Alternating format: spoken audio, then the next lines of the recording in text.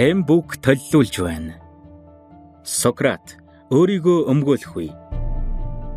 Зохиогч Платон. Орчуулсан Бат Эрдэнийн гэрлээ. Өгүүлэгч Бат цэцгийн пүрэв давг Баатар Жавын дархан сүх.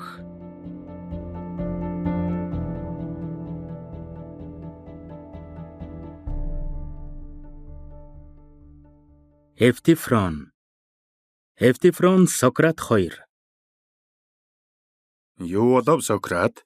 Яагаад Ликигаас энд ордны үдэнд ирэв? Хаанд айлтгах миний шиг иргэний хэрэг гараа юу? Үгүй дээ. Афинчууд миний хэргийг иргэнийх биш, эрүүгийх гэсэн шүү Эвтифрон. Юу гинэ? Танд эрүүгийн хэрэг тулгаа юу? Та бол хүнд хэрэг тулгах хүн биш дээ. Тэгэлгүй яах вэ?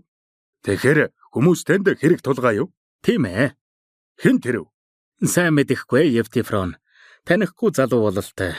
Нэр нь Мелетгин. Питфийн хүн юм гинэ.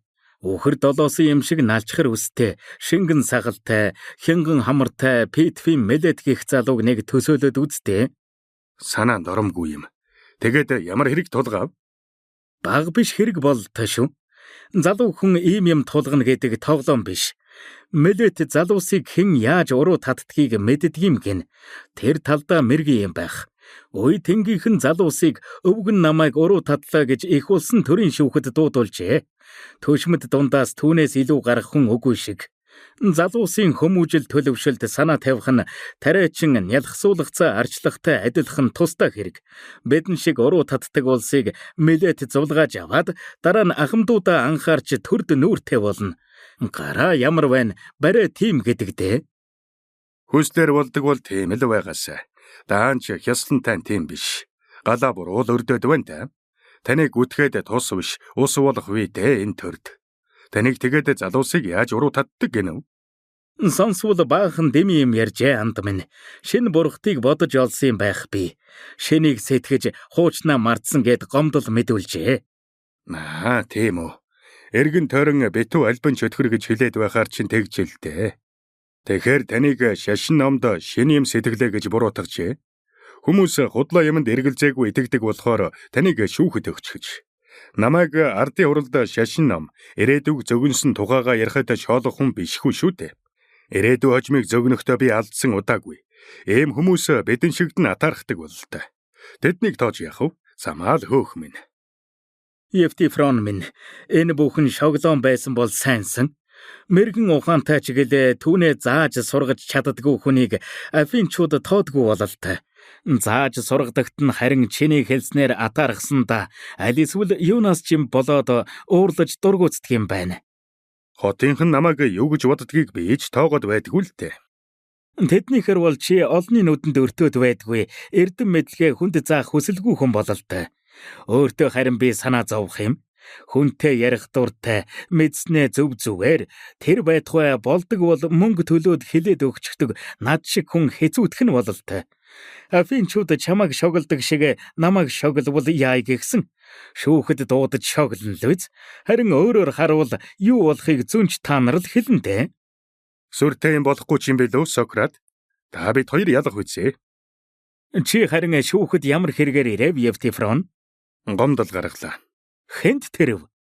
Та мэдвэл намайг галзуу солиотой гэх вэ? Юу гэсэн үг вэ? Нисч чаддаг хүнд гомдол гаргаа юу? Нисэх юу ах вэ? Өтөл настай хүнд. Хэм бэ? Аавда. Аавда гэв үү? Тийм ээ. Аавыгаа чи тэгэд юунд буруутгав? Хүн амны эрэгт Сократ. Геракл минь. Тийм бол хэн хөнгөө яахаа мэдэхгүй барьцаалдах юм байна. Хэцүүхэн л юм болж.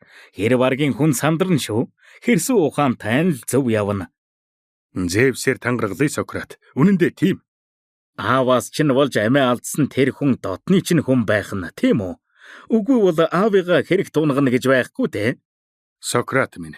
Ойр холын хүмүүсийг өөрөөр бодно гэж санаа юу намайг? Алуурчин хүний аминд хүрэх эрхтэй юу гэдгийг чи бодож үзв үү? Эрхтэй бол шүүхэд өгөхгүй. Эрхгүй бол нэг гэрийн хүн байсан ч шүүхэд өгөх ёстой байх нэ тэгвэл. Үгүй бол ийм хүнийг нуун далдалж нэг гэрт байснараа нэр нүрээ барна бид. Тийм үү? Амиа алдсан хүн манад ажиллаж байсан юм. Наксос дахь манай талбайд ажиллаж байлаа. Нэгэнтээ архинд хөлчөөд манай нэг боолыг худгалаад алчихсан. Тэгмэгц аав гар хөлийн хүлээд гуунд хайчхаж. Тэгээд сүмийн мяндагтнаас яах ёстойгоо асуулгаж Афинер хүн илгээж. Хүлэгтээ хүнээ хүн алсан өхүүлч үхэг тоолгүй орхичхаж. Өнөөх нь тэгтэл тэндээ ам тавьчихаж. Илгээс үнэн ирэхээс өмнө өлбөрч осоход хүлэгтэйгээ өгчгэж. Гэрийнхэн маань хүн алсан хүний амьд хүрлээ гэж аавыгаа шүүхэд өгсөн гэд үзэхэ байлаа намайг. Аав тэр хүнийг алаагүй. Алсан ч цаадах нь алуурчин болохоор аавыгаа хэрэгт унгах ёсгүй гэн. Хүн аавыгаа шүүхэд өгөх ёсгүй ээлгэн. Бурхан Тэнгэр бурангүй журамтайг ялгахгүй юм аа тэд. Чи харин өөрийгөө бурханлаг, бурангуй, ёслол журамтайг нарийн сайн ялгадаг гэж бодоо юу, Евтифрон? Үнэхээр чиний ярьсан ийм хэрэг тохиосон бол аавыгаа шүүхэд өгч ачлал ёсыг мартсан гэгдэхээс эмээхгүй байна гэж юу? Болсон явдлыг бүрнээр нь мэдээгүй бол би Сократ. Бусдаас ялгаагүй босромог хүн болно, Сократ. Тэгвэл Евтифрон, би хувьд чамд шав орж Милетэд хариу барихаасаа урьдаад өмнө нь ч би бурханлаг бүхнийг дээдэлж явлаа. Өнөө чи намайг дур зоргоороо шинийг сэтгсэн гэж буруутгав. Одоо би Евтифронд шавиллаа.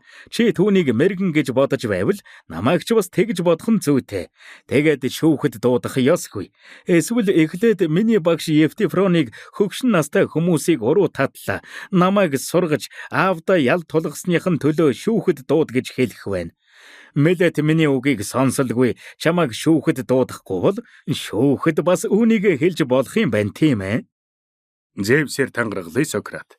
Мэлэт намайг шүүхэд дуудуулвал өг нь олоод шүүхтэр намайг биш. Түүнийг шүүхтээ хүрэх үе. Ийм болохоор л би чамд шав ормоор байхсан ч.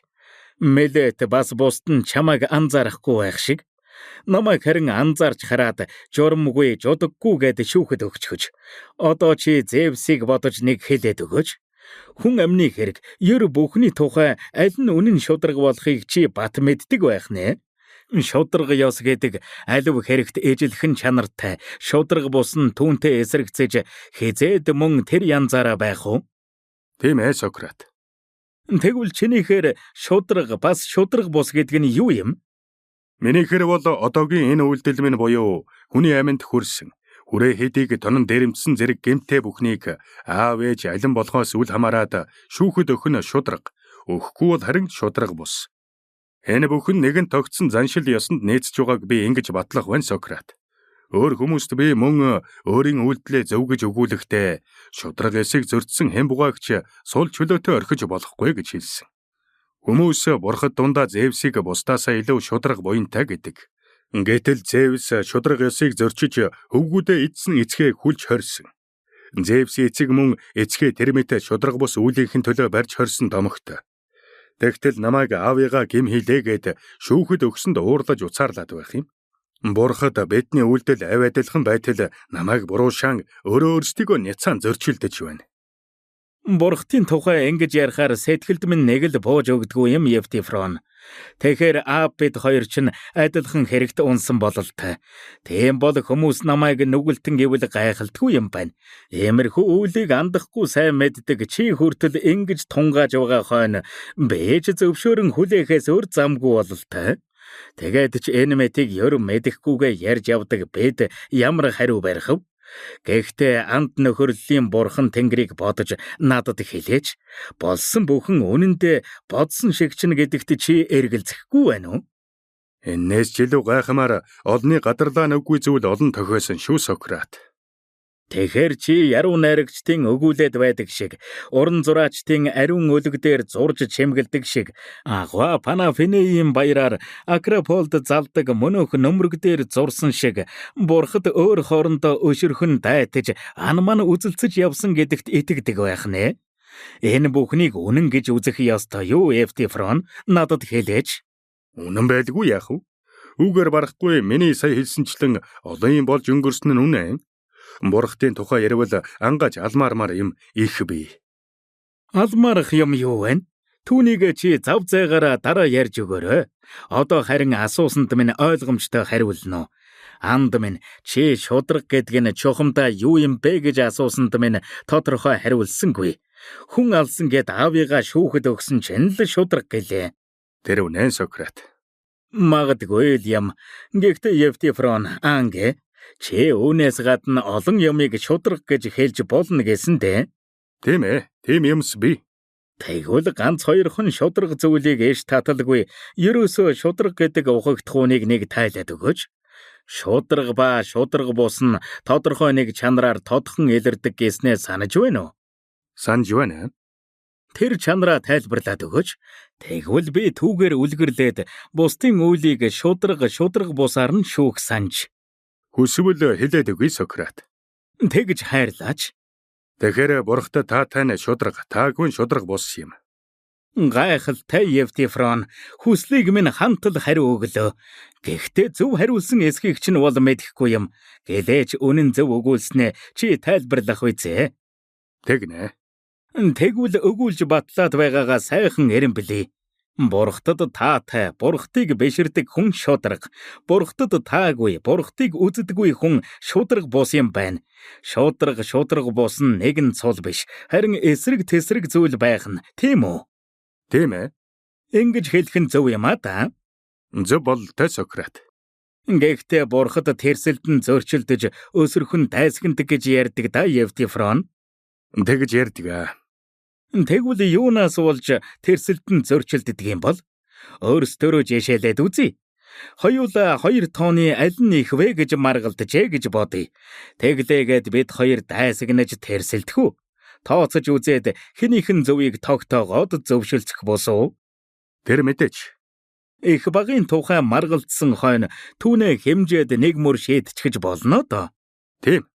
Жинлээд үзвэл аль нь хүнд, аль нь хөнгөн байгаа нь тодроод ирнэ, тийм үү? Тэглгүй яах вэ?